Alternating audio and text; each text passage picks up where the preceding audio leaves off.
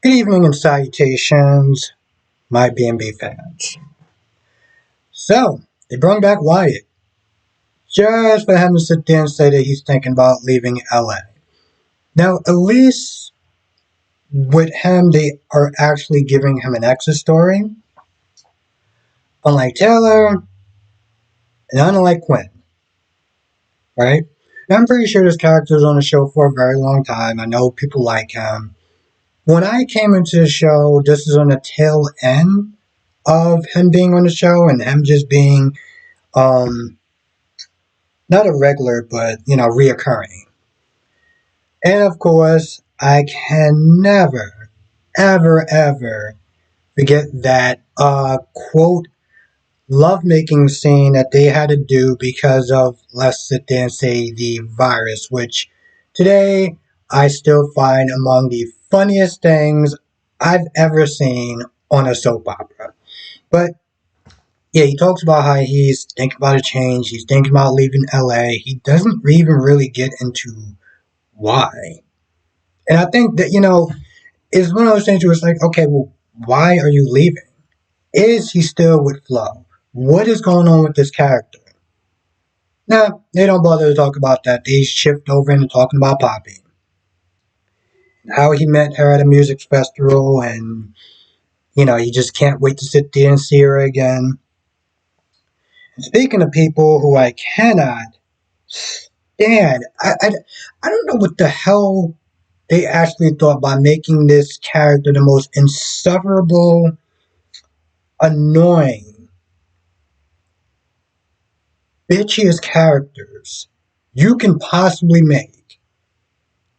Now, when I first saw Lee, I didn't think she was a bad character, right? Hell, I actually felt bad for her. Because no one deserves to be cheated on, with the whole Jack and Sheila thing. And even though I still don't like her, I don't think that she deserves to be cheated on. But it's like, first, she has this really nasty ass disposition to her own family. Then this chick is with there talking about how she wants them to both leave LA. Like she runs shit or something. Like she's the queen of LA. First of all, you're not the queen of anything. Steffi practically runs LA. She is the one who dictates who goes and who stays. And if you don't like it, you're going to catch that right hook just like Sheila did. But she calls her sister a gold digger when she finds out that, um, Poppy Smith is seeing Bill. It's like, oh, I know your type. Someone who's handsome and with money. And I'm like, that's what most women want. Okay, let's be honest. No one wants to sit there and date a bum. No one wants to sit there and date someone who's broke. Okay, you may have fun with him, like Eric, but you're not dating him and taking him seriously.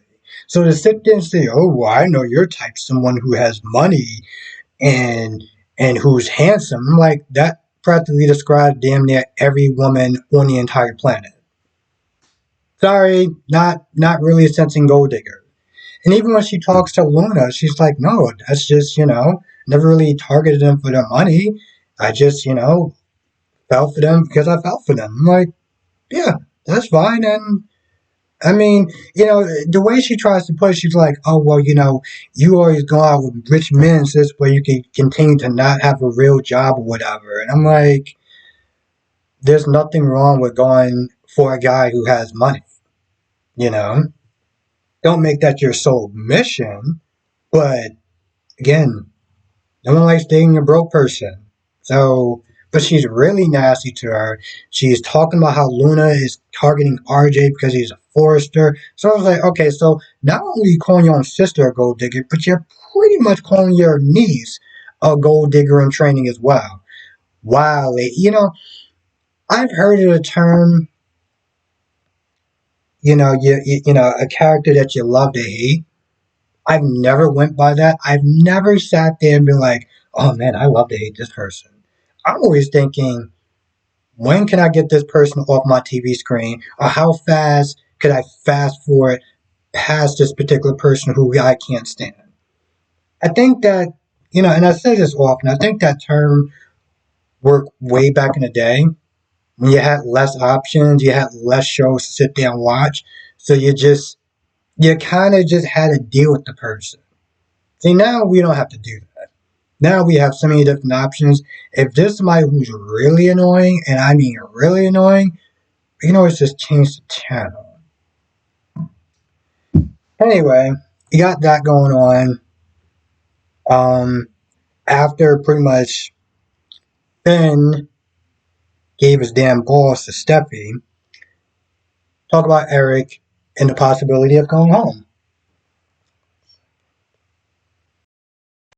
So, so yes, they're simply talking about Eric and when he can go home. Speaking of Eric, he is pretty much having cabin fever at this point. He can't wait to get the hell out of there. Um, he's with Luna for a little bit, and then Steffi and Finn comes in and tells him, "Hey, listen, if you're doing well, you can sit there and get up out of here." So he's happy about that. And I don't know. Just don't know.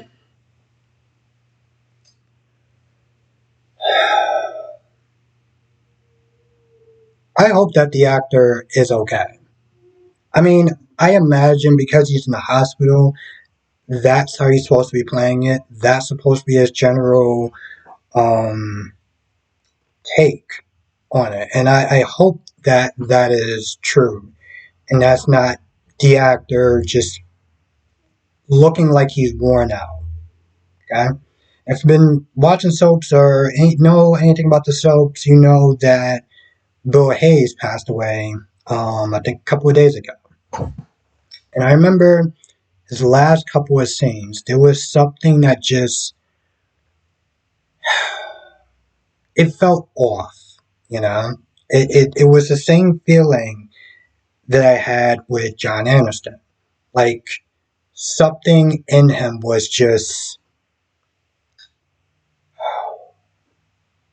it's like, not the same like life force, but something felt off. It's like he didn't have that same energy, that same life force vibe. And I know when you get older, obviously it's going to be a lot different. But I don't know. I hope that's not the case with um. I got a brain fart right now. I forgot the guy. Hold on. John McCook. Jesus Christ. I hope that's not the same thing with him. But yeah, I don't get. I here's the thing. I understand that Lee has an issue with her because she felt like she screwed her over a long time ago. Lee's a very disciplined woman. Poppy, it's not like that. So I understand animosity, right? But she's taking it to a level like they're not blood, and it's like, oh god damn. And as bad as that is, it is bad. But the way that she's treating her daughter, her own niece, is like, it's just, it's extra. It's extra. And now she's talking about, oh, I want you out of LA. I'm like, and the thing that pisses me off about Poppy is that Poppy, I'm like, boo, stand up to your goddamn sister. This is absolutely insane that you just allow her to talk to you like this. Like, after she leaves and Luna comes in, Luna's like, oh, yeah, I see that she ripped into you. And I'm like, boo, you need to sit there and get a backbone. You need to get a backbone. I understand that a lot of people, they're not the confrontational type. But that doesn't mean you should be the type that just let people walk all over you. And that's how Poppy comes across. And I think that's what also just annoys me. Just watching somebody bully somebody else. You ever seen one of those movies or one of those teen shows or whatever when you watch a bully and stuff like that, and you just your blood starts to boil? That's how it is watching that scene. Anyway, I feel like that's about it, but I could be missing some stuff. So as always, sit there and stay. Come to the live stream tonight, 8 p.m. Eastern, 5 p.m. Pacific. We'll sit there and talk about all the shows. General Hospital, Days of Our Lives, Bold and the Beautiful, Young and the Restless. And with that being said, see you tonight.